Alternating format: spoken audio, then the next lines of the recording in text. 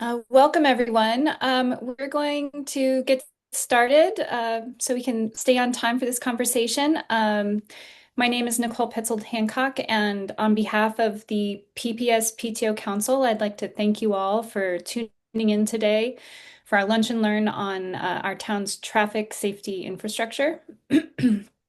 The PTO Council, if you're not familiar with it, is composed of the PTO presidents from all six Princeton public schools, as well as representatives from CPAG, the Special Education Parent Advisory Group, Cranberry, and representatives from the Board of Ed and PPS administration.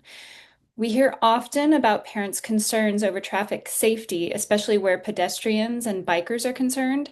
And we've been working for more than a year with many community partners, PPD, Greater Mercer Transportation Management Association, Sustainable Princeton, and the town leadership to understand how we can help to create safer streets together. Um, some of those partners are here today as our PTO leaders and PTO Council Exec Board members. So thank you as well for tuning in. And we're very excited to have with us Princeton's Assistant Municipal Engineer, Jim Purcell, who will give us an overview of recent and planned changes, followed by plenty of time for questions.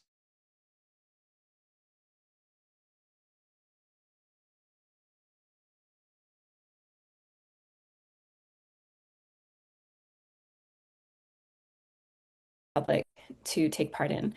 I'd also like to recognize Council Member David Cohen, who's with us. He's been an advocate for bike and pedestrian interests and has been working with the PTA as well. And just lastly, if you have questions, you're welcome to put them in the chat during the presentation, or you can save them till the end when we open up the conversation. Until then, we ask that you please stay muted. And also, before I hand over to Jim, please note that this Lunch and Learn is being recorded and it will be shared via our website and the PTOs. So, with that, um, Jim, you're welcome to take it away. Hey, thank you very much. As Nicole said, let me spend a little bit of time first to introduce myself. I am the Assistant Municipal Engineer. I'm older than most of you on the call, believe it or not. I've been in the engineering business for more than half a century.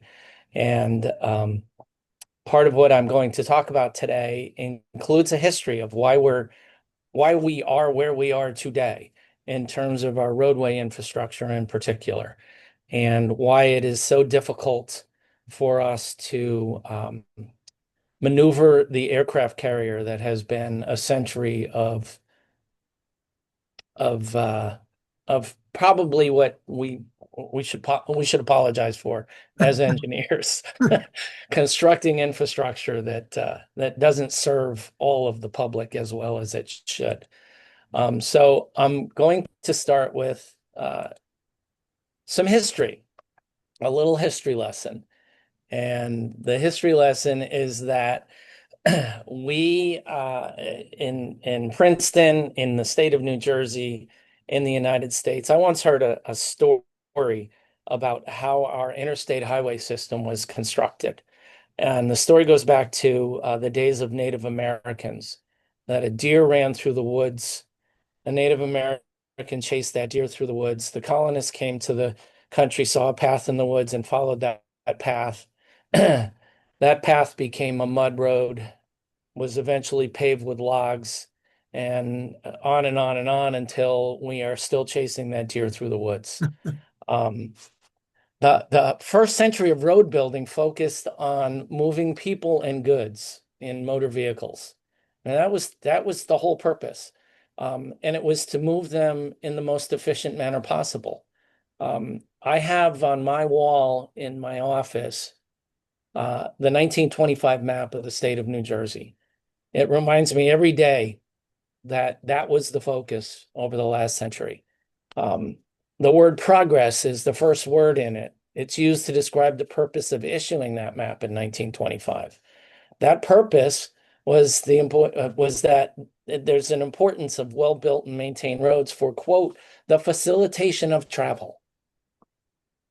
It wasn't the facilitation of travel of bikes and pedestrians. It meant trucks and cars. Um, that map actually even has a quote from President Calvin Coolidge as to how important roads are to the wealth of the nation as an economic driver. Um, if you You'll notice that I've got some maps on here. The first map was zoomed out New York to Philadelphia. Our roadway network was built to connect the major cities. We in Princeton happen to be on the Kings Highway, so we were able to develop as well. But our road, we existed to allow through traffic. Um, and as we zoom in today, even further, you'll notice that, oh, I went a little bit too far. You'll notice that still a map shows the highways to get around and to get through our town. So this is just an example of how we as civil engineers learn to design roadways to move motor vehicles as safely and efficiently as possible. 100 years of history based on a Bible that we had called the Green Book of the American Association of State Highway and Transportation Officials. That it sets the standards for roadway alignment, roadway widths, road speeds, which are based on the comfort of the motor vehicle driver. Put that in your head. We design roads based on the level of comfort that 85% of the drivers would feel. So it's really hard to change. Even today, we use that the AASHTO guidelines um, for designing our roadway infrastructure, particularly and we have to use it when our projects are funded by state and federal highway grants. So over the past decade or so, more like a decade and a half, the philosophy has changed. Our roadway infrastructure belongs to every user. But as we all know, change isn't easy and never happens quickly enough. Our infrastructure grew over the past century and can't just be completely torn up and replaced. The challenges that we face are that our rights of way are limited in width. We can't just purchase more land to widen roads to accommodate bicycles and pedestrians at the same time that we're accommodating motor vehicles and parking, particularly in the more urbanized area of Princeton. Parking is one of the things that we have to deal with. Um, houses and stores were built even before roadways up to the edge of the road, up to the pathways that people traveled. So we have we have commercial establishments that are right up against the sidewalk. We have roads that don't have sidewalks that that were constructed without sidewalks on purpose. They were constructed to maintain the rural character of those parts of Princeton that are now more suburban than they were in the past. But we also don't have the land to put in the sidewalks, or a lot of streets are landscaped right up to the edge of the road. So every time that we want to put in a sidewalk, we have to work with property owners to acquire the rights to build those sidewalks. Um, we have to work with property owners when we want to put in shared use pathways, for example, for bicycles. But we have embraced this new philosophy. Um, as I said, it was about a decade and a half ago when the philosophy started to change. But as you can see, it wasn't until July of 2019 when the New Jersey Department of Transportation promulgated a model complete streets policy and guide. Development of policies takes time, um, and it's only been 7 years. we can say, and the state can say, and the federal government can say, we want complete and safe streets for everyone. Getting it to happen um, doesn't happen overnight. Princeton had embraced this philosophy before I even joined here. I joined about 6 years ago, and this philosophy of roads belonging to everyone had been embraced even before a formal Vision Zero policy, which was just adopted last year, David, uh, The or the year policy before. was adopted a little bit further ago, but the sort of action plan The was action plan is promulgated last year. Yeah. okay. So Deanna Stockton, our municipal engineer, and I started looking into how to calm traffic, provide pedestrian refuge, improve bicycle safety. Um, and um, we already had a fair base of embracing this philosophy. We want to make every improvement that we have on our plate, and we want to make every street and um, every bike facility, every pedestrian facility, uh, improve it for safety for all. But pesky little things like budgets, resources, schedules get in the way. So what we've done is embrace the idea that when opportunities do arise, we will take advantage of those opportunities. We will plan for future improvements as those budgets and resources are available, and we'll make incremental changes. Sometimes there are opportunities where we can make changes that cost nothing. We recently did that on the traffic signals at the intersections of Harrison Street with Hamilton Avenue and Franklin Avenue, when we did receive an engineering study that suggested that we might implement what are called lead pedestrian intervals. That is that is where you change the traffic signals so that there is a longer red time than normal. So once we had an engineering study that supported that idea, I personally went out with our vendor. We opened up the cabinet and we added 5 seconds of all red time to those traffic signals. The idea there is that a pedestrian waiting to cross the street will have about 5 seconds to get into the crosswalk before any traffic moves.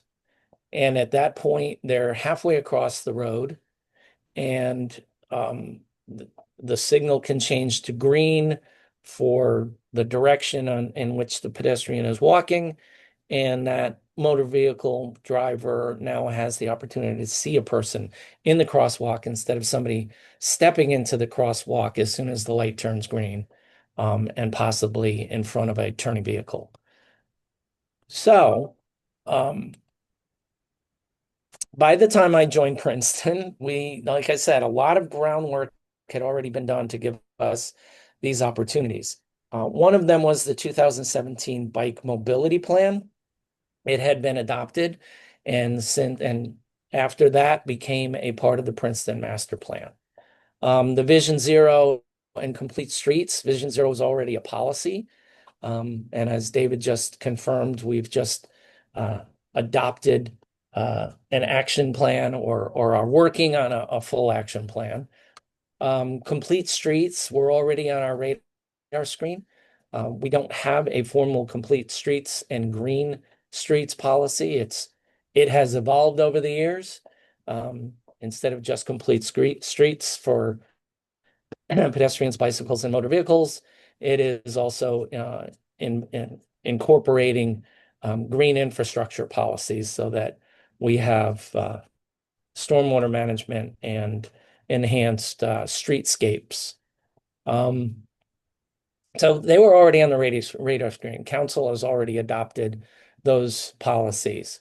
The Pedestrian and Bicycle Advisory Committee was actively promoting better bike and walk networks when I came on board. We already had many streets signed and marked as bike routes or boulevards. Over the past 6 years, we've made a number of enhancements. First of all was the traffic calming on Witherspoon Street. By implementing the traffic calming, we were able to give pedestrians shorter distances to cross by putting in bump outs. We have the raised crosswalks. We've slowed traffic considerably. And by making the physical improvements, we're able to, as engineers, demonstrate that the comfort of the motor vehicle driver is changed to the point where we were able to support a 20-mile-an-hour speed limit. Now, changing a speed limit isn't as simple as putting up a sign or changing an ordinance. We are constrained by laws that say that speed limits have to be established based on engineering studies. And our engineering studies over the past, for the first 100 years was to show that comfort of the motor vehicle driver. It was only recently when the regulations have changed to allow us to use engineering judgment to a greater extent and also to use statutory language that already exists. So the 20-mile-an-hour speed limit on Witherspoon Street is not a statutory speed limit. The statutory speed limit is 25 miles an hour. Under the new regulations from the Manual on Uniform Traffic Control Devices and a branch of the Federal Highway Administration, we're allowed to simply implement the statutory without having an engineering study done. To go to 20 miles an hour, we need to demonstrate that we have looked at the engineering and the geometry. There are a lot of things that go into an engineering study. We'd love to just wave a wand and change speed limits, but there's a lot involved before that can be done. So with that Witherspoon Street project, as an example, we've spread out over the last few years and taken advantage of certain opportunities to change the way our street infrastructure is looked upon. A couple of the projects that we've done over the last year, Spruce Street was reconstructed. It was under construction when I came on board, but a small nuance that people wouldn't notice is that Spruce Street is a bicycle boulevard. A bike boulevard is a roadway that shares the road with motor vehicles and bicyclists, but gives preference to the bicycles. A lot of people don't understand that nuance. Prior to the reconstruction, it was my understanding that the bike boulevard roadway markings were marked close to the curb line, which kind of indicates to motor vehicles that, well, bikes should be over there on the right-hand side of the road. I should be able to pass them in the lane. Well, that's not true. A bike boulevard means that the bikes have priority over motor vehicles. So when we did finish that project, small nuance, we made sure that the bike boulevard markings were more close to the center line of the center of the travelway. Little enhancements like that, which cost nothing, can be seen as safety improvements. In 2023, we had a great opportunity when PSE&G came into town and said, we need to replace 12 miles of gas main. And we said, great, you're going to repave 12 miles of roadway, but you're not necessarily going to repave the roads that you're doing the gas main in some instances, because We already have projects in place that are going to do that. So we did a little bit of horse trading with PSE&G. We got additional road miles paved. It had to be on the roads where they were actually doing some work, but typically PSE&G only paves from the curb line out to the edge of the outer edge of the trench that they dig. So we worked with them to get some of our roads paved curb to curb. And at the same time, where there were no bike facilities, no bike lanes, we decided that we worked with them to change the striping. Normally, the utility companies are required to replace what's there in kind, but we got them to paint lanes on parts of Chestnut Street, Moore Street, Valley Road, Hodge Road, and Walnut Lane where bike facilities didn't exist. Where they were not paving, we added in markings under our own striping contracts. So, for example, PSE&G was only going to pave and only paved half of Valley Road. So we had them put in the bike lane on one side and we put in the bike lane on the other side. Other projects that are underway, almost complete. I would say 99.9% complete. Terhune Road between North Harrison Street and Grover Avenue. That project was a Safe Streets to Transit project funded by New Jersey DOT. Now I'm going to repeat that when we're getting money from a state agency, we have to follow that agency's guidelines. So we had to follow New Jersey DOT guidelines for that project. When we don't get funding from federal and state entities, we can do things from an engineering judgment standpoint that are not as stringent. So, like I said before, we use AASHTO, and AASHTO guidelines, while they have been changed somewhat to embrace a little bit of the philosophy of complete streets, they still are based on the comfort of the driver of the motor vehicle. Where was I? On Terhune Road. So that project was because of where the funding came from. The enhancements were based on pedestrian and bicycles. So as you probably know, Terhune Road between North Harrison and Grover now has bike lanes on both sides of the road and a shared use path on the north side of the road. That project was done in conjunction and cooperation with the developers along the way. The Alice constructing a wider sidewalk on their side of the road and putting in, well, they were going to construct it. We ended up constructing the bike lane on both sides. Guess this is a good way to segue into reinforcing the idea that we take the opportunities where they arise. When the Alice development was being approved by the planning board, we were able to take the opportunity because the master plan called for it, for them to put in that one block of a protected bike lane. We had done that in anticipation of being able to put in the protected bike lanes throughout the entire section in front of the Princeton Shopping Center. Good plans. We got a little derailed. So we had a very short stretch of a protected bike lane for a longer period of time than we anticipated before we were able to take that pilot road diet, change the two right lanes on Harrison Street to protected bike lanes and or separated bike lanes, I should say. They are protected by a buffer and delineators that have since been plowed over by the recent snowstorms.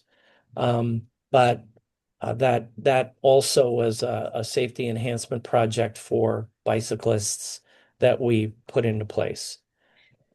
Um, Jim, we're getting yeah, a few questions in the chat. I'm wondering if it yeah, might be a good moment to take a few of those if but I don't want to, sure. you know, stall up the process if you've got other points you wanted to build on right now. Um, let me just, I did say that answering them. Let me, well, let's go. I can read some to you if that's helpful. Yeah, why don't you, Okay. okay, Okay. go ahead. The first question from Priya, kindly throw some light on what would be the timeline to pave some of the roads, including but not limited to Franklin Avenue, and then also North Harrison Street between Nassau and Hamilton. Okay, I was getting there. Okay, sorry. Well, And I only have one slide left. oh, good. Oh, I'm so sorry. That's Why don't okay. we No, finish no. that and then we'll get Yeah. back to the chat I just wanted questions. to give a quick overview of what we've done in the past few years and what is currently underway.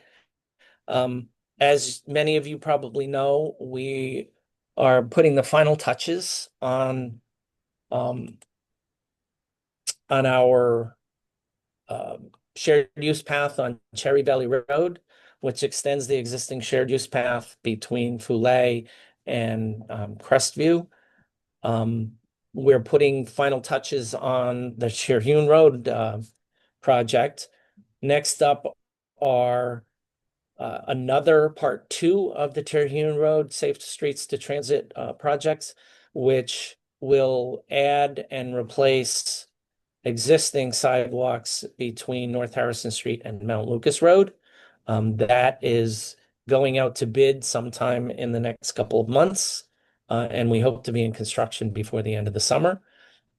Um, Harrison Street traffic calming. Phase one is from Nassau Street to Franklin Avenue to answer that question. It will include a median. We are still struggling with whether or not we can put a raised median in place or if it will just be a narrowing of the lanes with pavement markings, but also repaving, widening the sidewalks, repaving the roadway, and putting in what is called high friction surface treatment, which gives shortens the brake distances when somebody puts on their brakes. It provides higher friction to the tires, and we've seen a number of crashes at Harrison and Hamilton that could use this enhancement to hopefully when somebody is driving too fast and has to hit the brakes, they will have a shorter stopping distance. So that project goes all the way up to Franklin Avenue. Um, as I mentioned before, we've already added the lead pedestrian intervals on the intersections of Harrison at Franklin and Hamilton. Those lead pedestrian intervals provide for better pedestrian safety.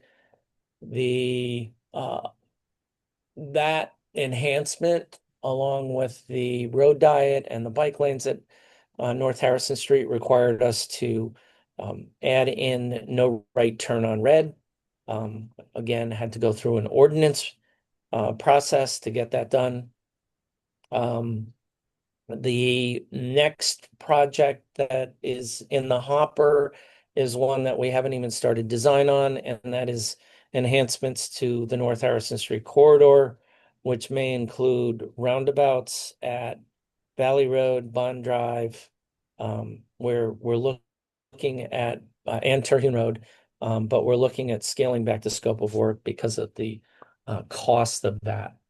Um, let's see. Oh, and Mount Lucas. Mount Lucas should be done. Mount Lucas shared use path, which runs from Stewart Road East to Poor Farm Road on the north side of the road, should be complete before Memorial Day. So those are the projects that we're working on right now. And I didn't mean to exit. So I'll take some questions now, and I want to finish with some shout outs for a couple of things that are coming up.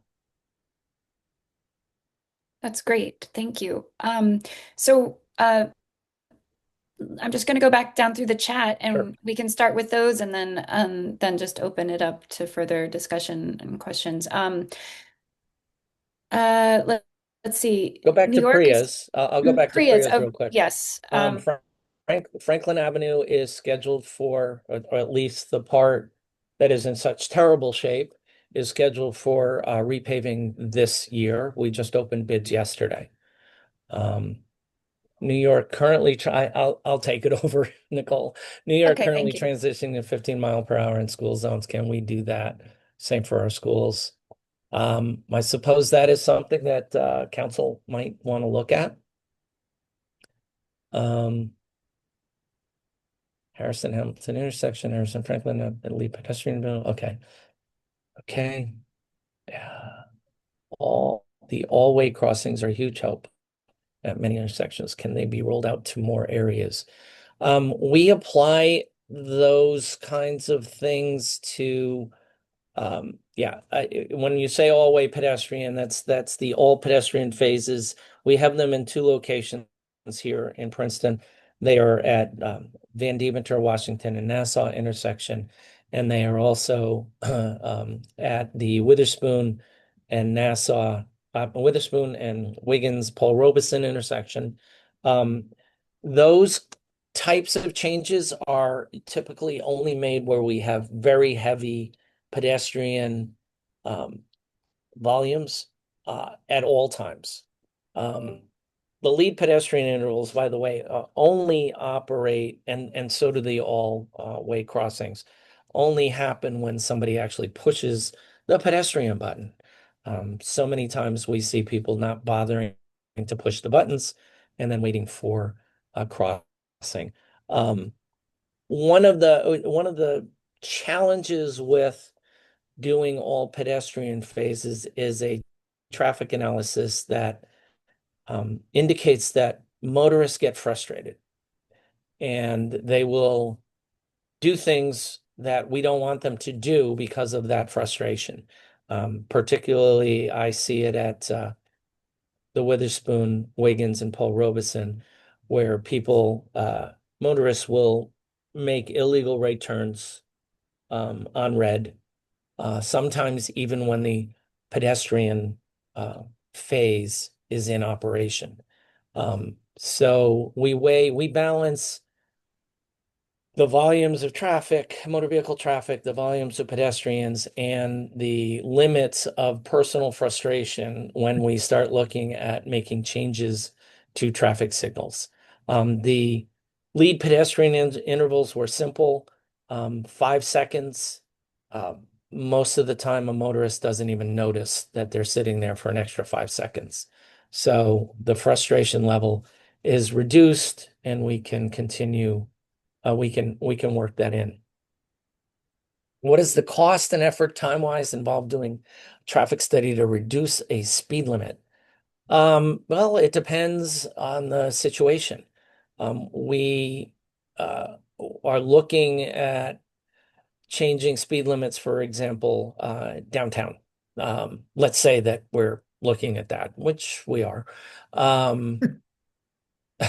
It requires gathering data of traffic volumes on all the streets, traffic speeds, existing traffic speeds, looking at traffic study would need to look at what happens if we create congestion because of reducing speed limits. Where does the traffic that gets frustrated because we've reduced speed limits, where does it go? It is, and I can't even speculate on cost. Looking at changing a speed limit on one of our more rural roadways, we can, at very little cost, gather the data because we have equipment that can count the cars and at the same time evaluate or gather the speeds. And a lot of times, then we can just look at what is the comfortable speed and look at the number of residences on the street. but it's much quicker and easier for us to just implement the statutory. I can't even speculate on what a cost would be to hire a consultant to did spend a couple $100,000 to get the Harrison Street corridor. So it's not, and that took close to two And if I years can to get just that study done. pipe in for 1 second, sometimes it's a double-edged sword to do the Yep. easy traffic studies that Jim was just talking about on the roads that are further from the center of town, because the study shows that drivers are comfortable going 50 miles an hour, so the desire to reduce from 35 to 25 is not supported by the traffic study. So I just Yeah. wanted to mention that it's a two-edged sword. The next question is regarding the Hamilton and Linden. And David, I think this is a tag team for us, the Hamilton and Linden intersection. First of all, we recognize that there are a lot of crashes at that intersection. I do want to respectfully say that there was no traffic table that was previously approved. There was a study done several years ago for the Hamilton Avenue corridor that had an intersection table, a raised intersection table at Hamilton Avenue and Linden Avenue, listed as one of several alternatives that were not specifically approved and not the only alternative for this intersection. Since over the last several months, we have implemented some interim, well, not interim, what's the word, David, for I, incremental. yeah, Incremental was the word I was looking for. there you go. Incremental changes, which include trying to reduce Hamilton Avenue speeds by putting in rumble strips and pavement markings noting pedestrian crossings ahead, larger stop signs on Linden Avenue. We talk about this intersection. We have talked about this intersection in the last few traffic safety committee meetings, which a traffic safety committee is a subcommittee of council. And the crashes that are happening there are not related to high speeds on Hamilton Avenue. They are related to people ignoring the stop sign on Linden Avenue. The most recent one, the person who was at fault literally admitted to the police officer that she ran the stop sign. We can't change driver behavior. We can only make intersections that see this kind of driver behavior more visible to the drivers. And when a driver makes the choice to ignore a stop sign that they know is there, there's nothing that we as engineers can do about it. We are very lucky that these crashes that take place when people run that stop sign are low injury crashes. We can't speculate, as some people do, that someone's going to get killed. That could happen at any intersection at any time. I am at a loss to figure out, because I'm not a psychologist, to figure out how to get people to obey traffic laws. That's my rant on this one. I will David? accept the tag team offer, even though I'm not sure this is the moment, but I do want to say that at the traffic safety committee meeting where we discussed this, the traffic safety officer indicated that there have been no pedestrian involved crashes at this intersection like in the last 7 years. I feel like I've heard otherwise, and if anybody in the audience today is aware of of a crash involving a pedestrian or a cyclist in recent years.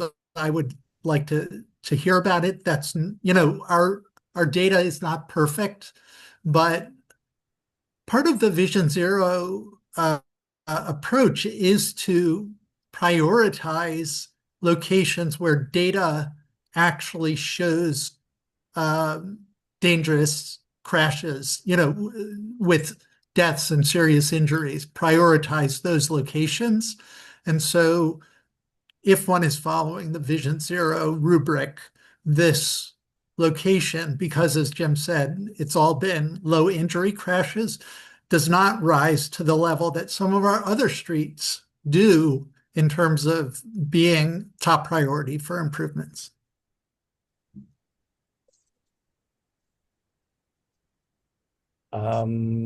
So I'll go to the next one. I'm glad the history of the roads is appreciated. At what point do we totally rewrite the rules instead of adjusting the current ones? And I see this is focused on Route 206, and I'll tell you a little of my history. There's a couple on 206 Okay. or those arteries coming into town, Yeah. especially given what happened yesterday with different accidents and incidents on 206 and Mercer. Um, yeah, I don't know when we completely rewrite the rules. Um, the rules were attempted to be rewritten in the 1970s, but Interstate 95 was never completed. And hence the north-south uh, truck traffic ended up continuing to use the state road and US route system. I served as chair of the mobility committee in Lawrence Township 20 years ago. And it was called the Truck and Traffic Committee. And I believe there was a liaison from Princeton on it. And the focus of that committee 20 years ago was how do we get trucks off of our main streets? Route 206 being the primary focus.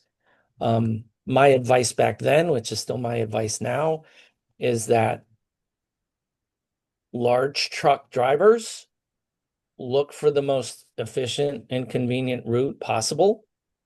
And the only way to get them to change their minds, aside from changing the overall rules as the questioner suggested, is to make it less convenient for them to travel through. The back in 20 years ago, the speed limit through Lawrenceville, the village part of Lawrenceville, was 45 miles an hour. And NJDOT had done a study and said that the 85th percentile speed was 38 miles an hour. So 40 miles an hour is appropriate. We argued and we were able to reduce the speed to 30 miles an hour, which, sometimes you just take a win. And that was a win for Lawrence. Unfortunately, truck drivers are coming out of the northern part of New York on I-287. They take breaks and then they resume their journey. And the quickest way to get to Interstate 295 and down to Philadelphia is by taking either Route 206 or Route 202 and Route 31. Unless we do a comprehensive study of our entire road network and do and determine which roads are appropriate for through truck traffic, we're still required to create. We would be able to create truck routes, but the truck routes are already there. I think a study that we would do would actually come to the conclusion that Great Road and Route 206 and Route 27 are the routes that we would want trucks to be on. Currently, we don't have the ability under law to ban trucks 100% from our town, particularly when we don't have jurisdiction over 206 and 27, which are both state routes. And I just want to offer, Jim gave some history for Lawrenceville. There's a really interesting history in Princeton related to this issue. The borough actually prepared roadway design for the section of 206 that passes through Princeton with roundabouts at all the major intersections at 27, I think there were a couple of them, maybe at Cleveland and at Cherry Hill, and maybe one that was south of there. It was an award-winning design. There was a gorgeous rendering of this that was up in Borough Hall until consolidation. And I think we have the rendering somewhere squirreled away, but it was rejected by the state DOT at that time. That would have had the exact desired effect that Jim is talking about of creating more friction for the trucks. And they would have looked for alternate routes around to avoid going through Princeton on that roadway. But we were not allowed to implement it, which is the disadvantage of having these state and federal routes. U.S. routes passing through town. Yeah. We did attempt last year or the year before to have Nassau Street in particular de-designated as a national highway system route. And we failed. The state and the Delaware Valley Regional Planning Commission denied our request. By being a national highway system route, we're under even stricter rules than just the normal AASHTO guidelines.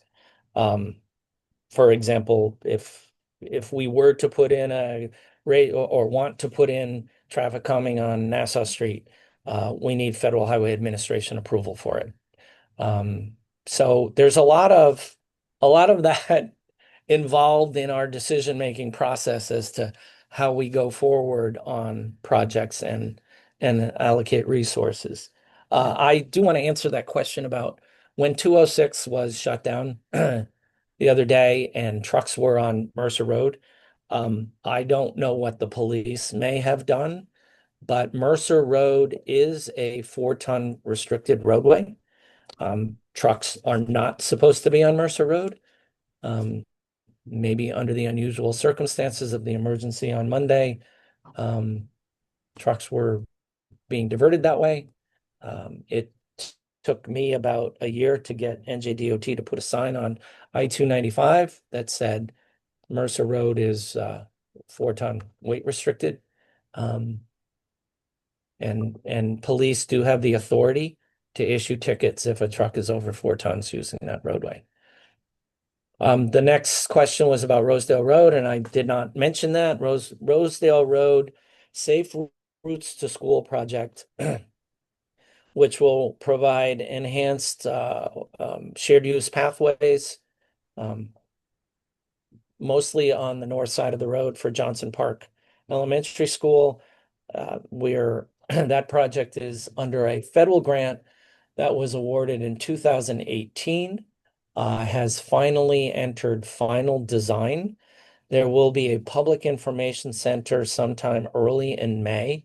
We're trying to coordinate the schedule with Johnson Park Elementary School because we'd like to have the public information center there so that we can finish design and hopefully get into construction next year. That's one that I failed to mention in the upcoming projects portion. We also have finally obtained, oh gosh, so long.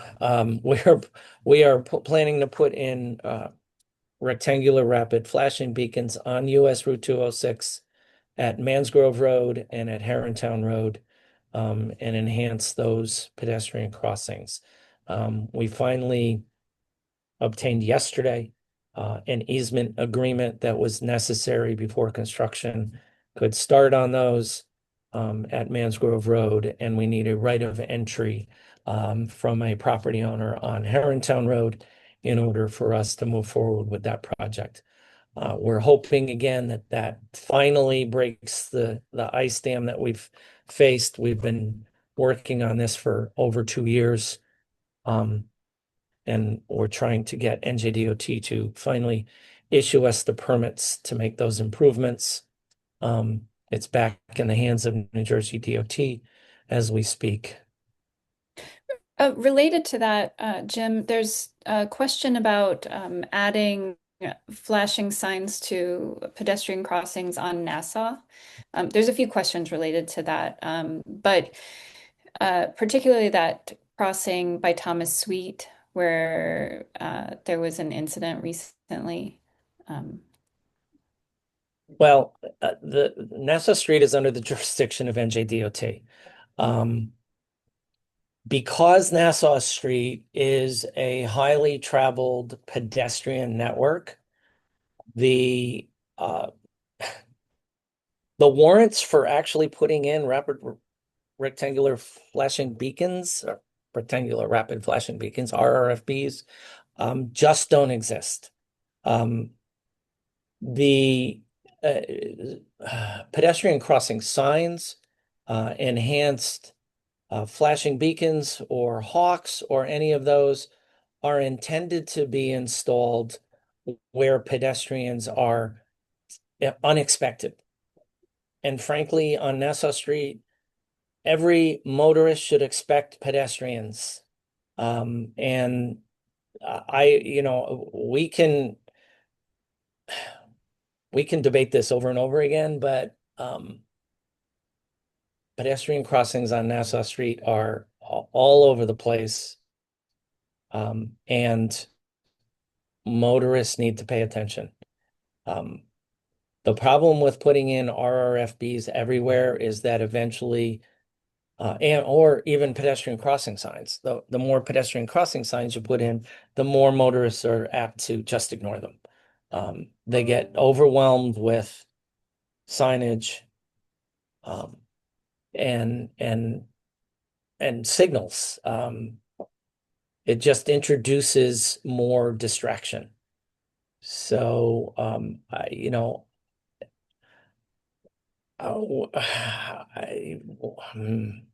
don't know what else to say about that. I'm sorry. So I'm at a what is loss the use of the pedestrian signs then? There are a bunch of pedestrian signs on Hamilton Avenue, and you are at the mercy of the motorist to stop for them, and the kids are going to school on them. So kids wait on the crosswalk. At least 5 cars ignore the kid until the 6th car stops, and you are not sure whether the other way car will stop for them. So where is that? Near Hamilton Avenue and what is that? Harriet Avenue. There is a pedestrian crossing, and then there is another one on Hamilton and Stanley Avenue. Like, I can send you videos where my kids literally stops at the crosswalk.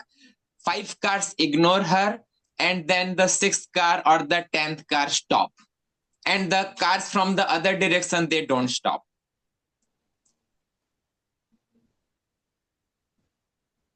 Okay, this is crossing Harrison Street. Hamilton. This is Hamilton and Stanley. Hamilton and Stanley. Hamilton and Stanley. Yeah, to go towards the school to Franklin. Yeah. So I don't know if the cars are not able to see the yellow sign when it says that a yellow sign is coming, and every day they travel on that, or we need a flashing beacon. I don't know. And during night, they are not visible. During night, there is no lights on the streets, and those yellow signs do not, the cars cannot see them. Okay. So my question to you is, how much data you need that these signs are not working? Like, I get it that this is not high traffic area, but no one is collecting that data that somebody is standing there and 5 cars are ignoring him and not stopping, even if you are standing on the crosswalk. Okay, we'll bring this up with the Traffic Safety Committee, and this is the first I'm hearing of that crossing being an issue. We have met with the PTO from the Riverside School about some crossings of Harrison Street at Prospect and at Sargent, and also across Nassau Street at Harriet Drive. This is the first I am hearing about this particular intersection. So, No, I have put multiple things on C-Click Fix for the last 2 years. No one has looked into that. It gets assigned to police for some reason. I don't know. okay. Yeah. Well, So related to that question, is there a preferred method for parents or other community members to note intersections of Well, C-Click concern? Fix is the preferred method, and Okay. I'm distressed to hear that if it's been assigned to the police, which is typically what would happen, that it hasn't been brought to the Traffic Safety Committee, which Yeah, Jim, we I meet can once a send month. the details of the archive tickets. They are lying in C-Click Fix for the last 2 years. Okay, I will look into that. Um, Jim, would you mind moving to Jonathan Hodges' question um, in the chat? What projects in the next 12 to 18 months do we see as being most impactful to Princeton Public School students? Is that it? Yes, and then also the second part of his question is you mentioned the need for formal studies preceding projects. How do you work with PPS leadership to focus on student and school needs for any of these studies? Okay. So recently, first of all, we've as Nicole mentioned earlier, we have what are we calling it? I'm calling it a coalition, Nicole, Sounds of great. Princeton PTOs, the PTOC, the PTO Council, Greater Mercer, yeah, the GMTMA, the police, Sustainable Princeton, us in engineering. And I was a little distressed when you started that coalition and nobody from engineering was invited, so I interjected myself last week. And that's one way that we coordinate and get involved with the parent teacher side of things. We have started meeting with the Princeton Public Schools administration, the superintendent, and others to talk about other enhancements. And we just supported a request from the PTO and spoke with the public school administration about getting safe routes. What is The safe what routes are to the school, the studies? travel plans, school travel The travel plans. plans. Yes. Thank you. Yeah. School travel plans developed with that GMTMA Mhm. puts together school travel plans that involve the school administration, the PTOs, um, the municipality to determine what are the safest routes that students should be taking. They are going to focus on Princeton Middle School and Princeton High School in this travel plan because it looks at a 2 mile radius around those schools, which captures much of Princeton. So should pick up and provide us with some strong incentive to make improvements within that whole region. So was that what the question was about, I guess? That did help with the second part of the question. I think he was just curious if there are projects related. Well, Oh, no, he says thumbs up. Thumbs up. oh, okay. Elephants on county and state roads. Yeah, the municipal bags first. What elephants do we have on county and state roads? Tomorrow's gonna see it instead of using Ziploc That was from Jessica. with although somebody put a thumbs up. Yeah. Hey, that was me, and I continue to harp on the state road and the federal road issues because I'm a firm believer in our council and our government is here to represent us. And although I think Priya also mentioned that, we can sit here and say, oh, these are problems that we've tried to face, but I think structural issues really have to change. And we have people on this call who are on this call because they're dogged about these problems and they want to solve them. And so I turned to council and I turned to our government officials to say, enough of, just saying it's not my baby, because I do think and I firmly believe that the flow through traffic causes the problems on the periphery. And so if we don't solve the flow through traffic, we can do all we can, but it's very difficult to make our lives safer, better, and just improve the quality of life. So that's why I keep harping on this and persisting on it. So Okay. I really appreciate all of your time, by the way, because I understand that you're all caught in this, right? We're all in this together. It's how do we make the change? Yeah. And I will just say, Jessica, the new commissioner of DOT, Frank O'Connor, I think is his name, is No, oh, Fran, no? Fran is no longer there. Oh dear. It's Priya. The new governor just appointed an Oh, well, that's disappointing, at least until I get to meet the new person. But Well, Priya is even more focused than Fran was on moving the Department of Transportation toward a more complete and green streets philosophy. okay.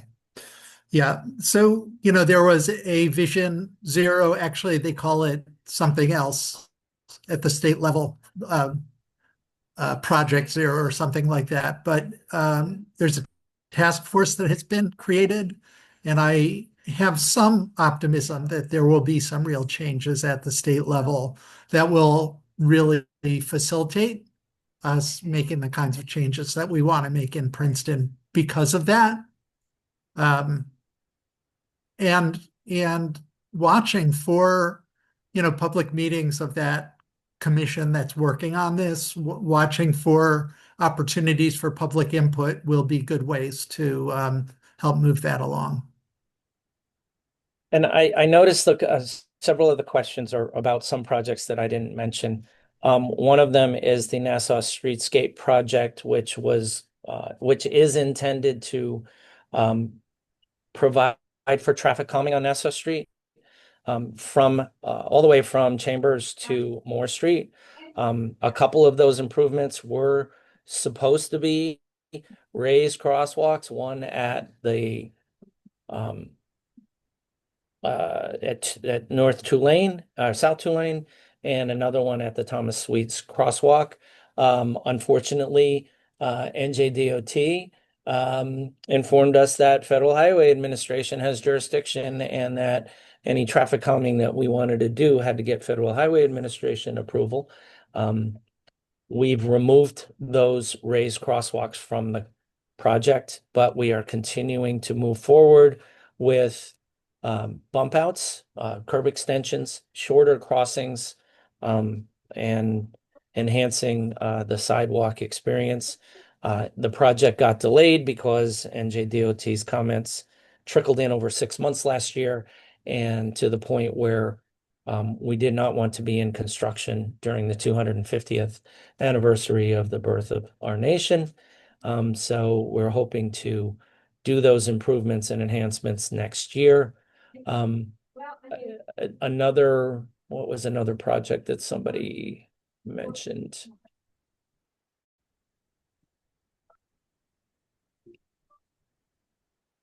Well, anyway, we're pretty much out of time, but I do want to give a shout out that on April 8th, the police are hosting a what are we calling it? Dan Weinberg already posted it in the chat. Did he? Okay. Yeah. Okay, that was going to be one of my Traffic law and people-friendly driving. Yes. Please do register. It's April 8th, and the presenter, you don't have to register, but we want to know how many people are coming. The presenter is highly knowledgeable. It's here in the municipal building, April 8th, and The presenter, is a well-known expert in traffic safety and use of our roadways. I want to close with something though, because I'm a bike rider. I commute in from Lawrence, sometimes on my bike, less often than I would like. I use the streets. Um, One of them is a county road, Rosedale Road. Um, and I just want to finish. I know we're doing everything that we possibly can to make our roads and our sidewalks and our crossings um, safer, given resources that are sometimes limited, budget that is sometimes limited. We focus on what we can do with what we have. But I just want to remind all of us that every time we roll through a stop sign, every time we um, ignore a pedestrian in a crosswalk, every time we exceed the speed limit, um, we are doing what we want other people not to do. We are teaching our children that it's okay. I personally see behaviors of parents, teachers, staff that distress me. This morning, I was tailgated because I was doing 35 miles an hour on Rosedale Road by someone who, at just before 8 o'clock in the morning, was going to Johnson Park Elementary School. I witnessed a staff member or a teacher or somebody from Johnson Park Elementary School ignore the pedestrian crossing signal on Elm Road every morning. I watch parents, I watch residents in this town who run stop signs, roll through red lights to make right turns. Um, Safety isn't just us being able to make the roads safer. It's every one of us being conscious about our own behaviors. And so I'm not accusing anybody of anything, but it takes a lot of effort when we're behind the wheel to pay attention. Um, and so I'm just going to leave it with that. We in the engineering department will do what we can, but we would appreciate if everyone else who uses the roads does what they can. So I'm going to finish with that. Well, thank you very much, Jim and David, for being with us today. We really appreciate everyone making time for this discussion. It was really interesting, at least for me. I hope others found it so as well. Very robust chat, and we will be sharing the recording to our website very soon, and look forward to seeing all these different plans and changes as they move forward. So Nicole, thank you again. are you Yes. going to save the chat as well? If you could share that with We us? are going to save the chat Yeah, so that you can follow up on different and items, we and can bring it to the Traffic Safety Committee at the next meeting. that's great. That's great. Well, thank you everyone, and have a great rest of your day. Thank you all.